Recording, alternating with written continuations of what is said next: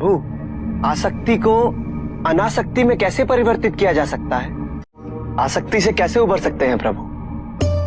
आसक्ति से मुक्त होना ही अनासक्ति है। आसक्तिहीन होने के लिए अपने और पराये का भेद मिटाना अनिवार्य है।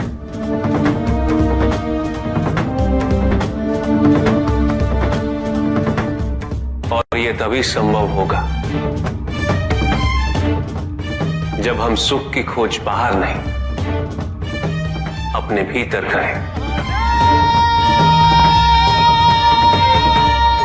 जब हम यथार्थ को पहचानें, उसे स्वीकार करें।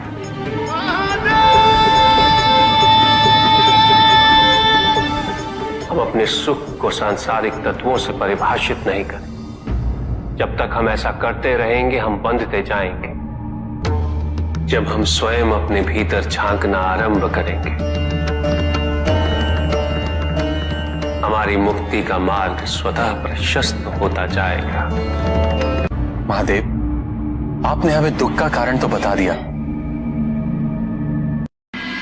प्रभु, ये विवाह मुझे स्वीकार्य नहीं है प्रभु।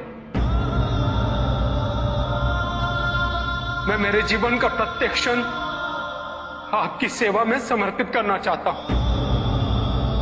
मैं नहीं चाहता हूं कि मेरा कोई भी संबंध मेरे भक्ति को विभाजित या बाधित करने का कारण बने।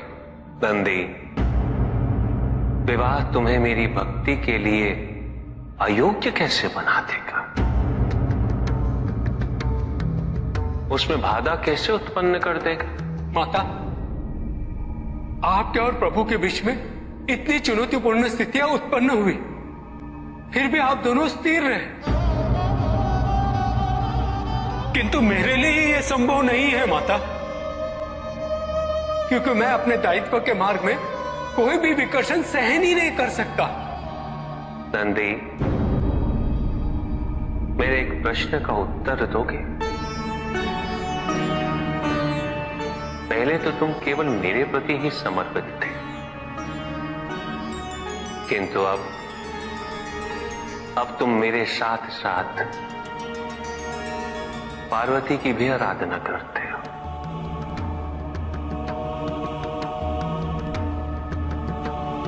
क्यों? प्रभु, माता आपके अर्धांगिनी है, आपकी पूरक, जिस प्रकार आप उनके पूरक हैं। आप माता के कारण आनंदित रहते हैं, उनकी उपस्थिति आपको प्रसन्नता देती है। अन्यथा आपको इतना हर्षित उनसे पहले मैंने कभी नहीं देखा है। फिर कुमार कार्तिकेय का जन्म, अशोक सुंदरी का जन्म, और फिर हमारे गणेश का जन्म।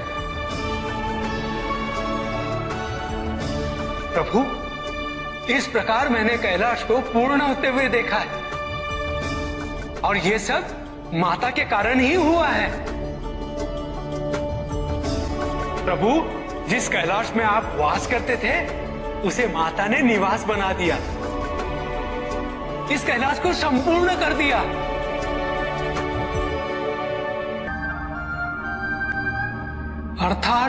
अर्थात व्यक्ति की पूर्णता हेतु जैसे स्वामी और हम एक दूसरे के पूरक हैं, उसी प्रकार तुम्हारी अर्धांगिनी और तुम एक दूसरे के पूरक बनोगे। विवाहित जीवन की अनुभूति, परिवार का सुख। तुम्हारी अर्धांगिनी और तुम एक दूसरे के पूरक बनोगे। विवाहित जीवन की अनुभूति, परिवार का सुख। उसके सुख और उसकी सुरक्षा के लिए संघर्ष। ये सभी अनुभूतियां व्यक्ति के विकास के लिए अनिवार्य है नंदी। किंतु प्रभु, मेरी स्वतंत्रता। स्वतंत्र तो वो नहीं है नंदी जो विवाह के विचार से भयभीत तो होते हैं या संकोच करते हैं, क्योंकि स्वतंत्रता तो वो है जो किसी भी विचार से प्रभावित ना हो।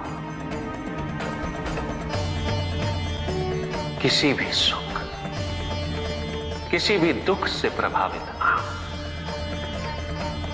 और जो व्यक्ति इतना तटस्थ हो, जागरूक हो, उसकी स्वतंत्रता को तो विवाह से भी प्रभावित नहीं होना चाहिए। और फिर क्या गणेश, कार्तिकेय और अशोक सुंदर, ये सभी विवाह उपरांत परिवर्तित हो गए। क्या उनका विवाहित होना उनकी भक्ति और उनके समर्पण में बाधा बन गया नंदी? उनकी स्वतंत्रता में बाधा बन गया? क्या अपने माता पिता के प्रति उनका प्रेम और उनका सेवा भाव घट गया नंदी? फिर मेरे एक और पुत्र को ये चिंता क्यों?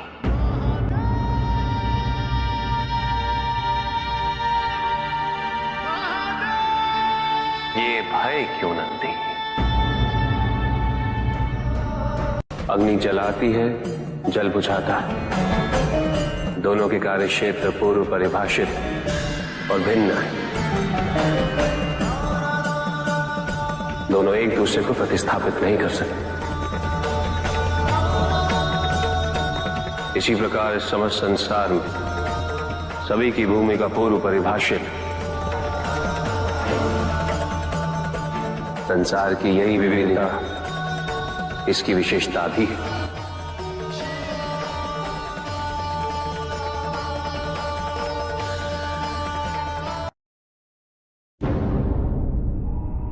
सृष्टि के निर्माण उपरांत एक बार नारायण ने तप के लिए महादेव से उत्तम स्थान के निर्देश की याचना की।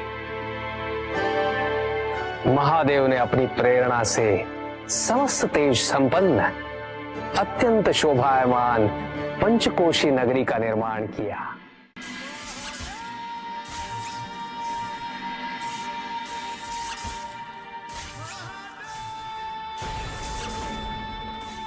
वहां उपस्थित होकर नारायण ने बहुत काल तक तपस्या की।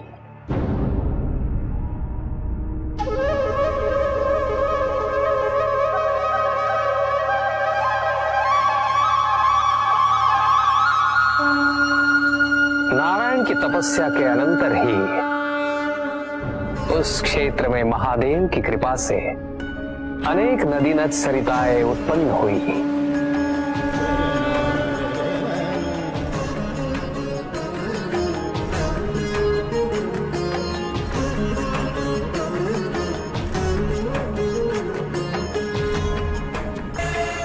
इस सब को देखकर आनंदमयी हो उठे नारायण ने जैसे ही अपना शीश हिलाया, उनके कान की मणि गिर पड़ी।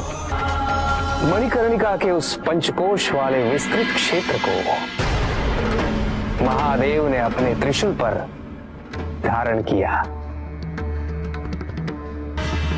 महादेव ने अपनी शक्ति से उस पंचकोशी तीर्थ को सभी 14 लोकों से पृथक रखा और आगे इन सब से अलग उसको मृत्युलोक में स्थापित किया। नारायण की ये मणिकर्णिका हमारे द्वारा निर्मित इस विश्व में स्थान पाए और सभी जीवों को हमारी ओर लाने का साधन बने। महादेव, आपने कहा था कि आप इसे इस लोक में स्थापित करेंगे। अब समय आ गया है। महादेव की कृपा से उस मणिकर्णिका का विस्तार पंचकोश तक हो गया। ये मणिकर्णिका पंचकोश की काशी बनकर इस पृथ्वी पर सदैव रहेगी। यह अविनाशी है, चिरकाल तक। सृष्टि के अंत के पश्चात भी इसका अंत नहीं होगा। ये भूमि मुझे सदैव प्रिय रहेगी। क्या तप करके स्वयं नारायण तीनों लोकों को प्रकाशित किया। इसीलिए ये मुझे अत्यंत प्रिय है। मैं इसे कभी भी नष्ट और विनष्ट नहीं होने दूंगा। ब्रह्मदेव, जब संसार के आवर्तन के पश्चात प्रलय आएगा, मैं इस काशी को पुनः अपने त्रिशूल पर धारण करूंगा और नवीन संसार में पुनः स्थापित करूंगा। और यहां मेरा अस्तित्व सदैव रहेगा।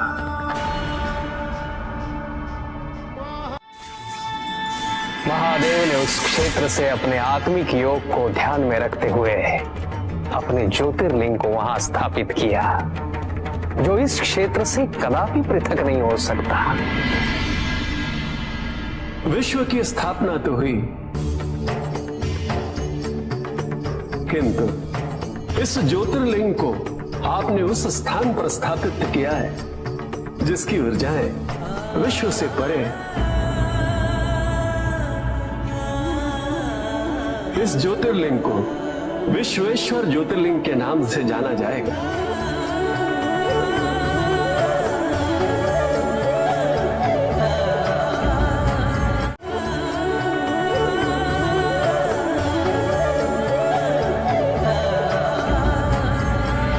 महादेव उस काशी को अपने त्रिशूल पर प्रलय और अनिष्ट की स्थिति में धारण कर उसका संरक्षण करते रहते हैं। इसीलिए ये क्षेत्र सभी लोगों से न्यारा है। नारायण की मणि गिरते ही उस स्थान का नाम मणिकर्णिका तीर्थ पड़ गया। पर दुख का मूल कारण भी तो यही है ऋषि भृगु। आसक्ति हमारे मन की शांति को छीन लेती,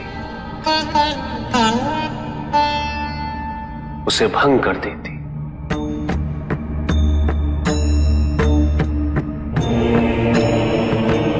हमारी बुद्धि को स्थिर नहीं रहने देती।